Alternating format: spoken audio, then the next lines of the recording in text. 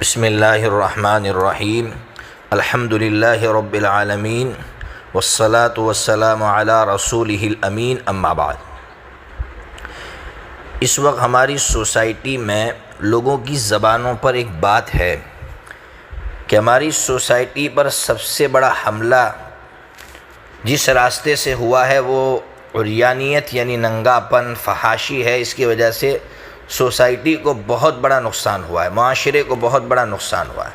بے شک میں سمجھتا ہوں کہ ایک حقیقت ہے کہ معاشرے کو جو نقصان ہوا ہے وہ عریانیت، ننگاپن، فحاشی کی وجہ سے ہوا ہے، لیکن اسی طرح ادب کا لحاظ نہ کرنے کی وجہ سے بھی ہماری سوسائٹی کو بہت بڑا نقصان ہوا ہے۔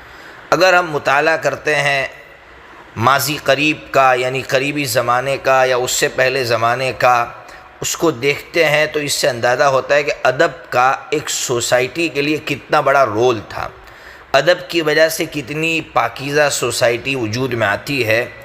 اس کے لیے میں کچھ واقعات آپ کے سامنے رکھتا ہوں، بس اس نیت سے کہ ہم سب چھوٹوں پر شفقت کریں گے اور بڑوں کا ادب کریں گے۔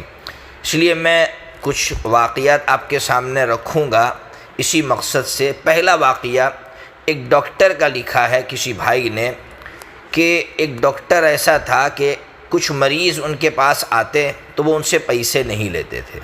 جب مریض پوچھتا ہے کہ ڈاکٹر صاحب آپ نے پیسے کیوں نہیں لیے، تو وہ ڈاکٹر صاحب کہتے مجھے شرم آتی ہے کہ جس کا نام ابو بکر ہو، عمر ہو، عثمان ہو، علی ہو، خدیجہ ہو، عائشہ ہو، فاطمہ ہو، ان سے میں پیسے لوں۔ ساری عمر اس ڈاکٹر نے خلفائے راشدین، امہات المومنین اور بنات رسول صلی اللہ تعالیٰ علیہ وسلم کے ہم نام لوگوں سے پیسے نہیں لیے۔ اب سوچئے کہ یہ اس ڈاکٹر کی محبت ان لوگوں کے ساتھ اور ادب کا کیسا عجیب انداز تھا۔ ایک اور واقعہ لکھا ہے کہ امام احمد بن حنبل نہر پر وضو فرما رہے تھے، ان کا ایک شاگرد بھی وضو کرنے کے لیے آ پہنچا، لیکن شاگرد فوراً اٹھ کھڑا ہوا تو امام احمد بن حنبل نے پوچھا کہ آپ کھڑے ہو کر وہاں چلے گئے؟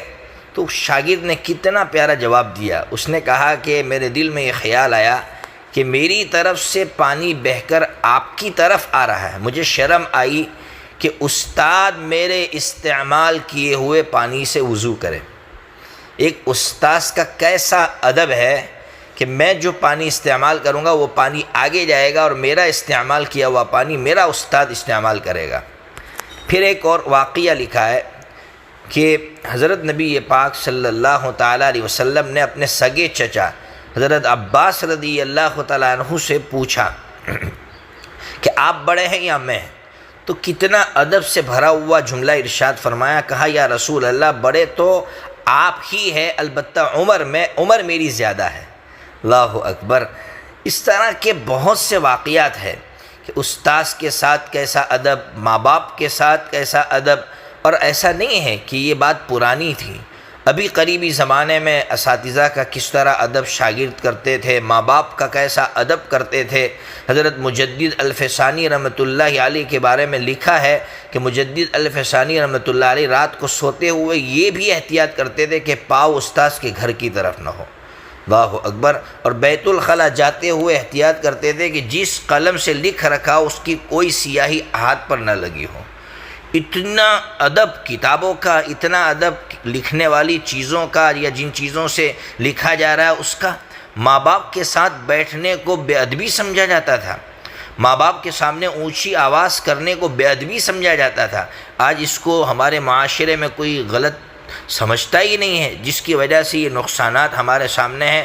اس لیے میں بار بار کہہ رہا ہوں کہ بے شک ننگے پن سے معاشرے کو نقصان ہوا ہے، لیکن میں سمجھتا ہوں کہ اس سے زیادہ نقصان کسی کے مقام کو سمجھ کر اس کا ادب نہ کرنے سے ہوا ہے کہ ایک بندے کا بہت بڑا مقام ہے اور پھر ہم اس کے مقام کو سمجھنے کے بعد بھی اس کا ادب نہیں کر رہے ہیں۔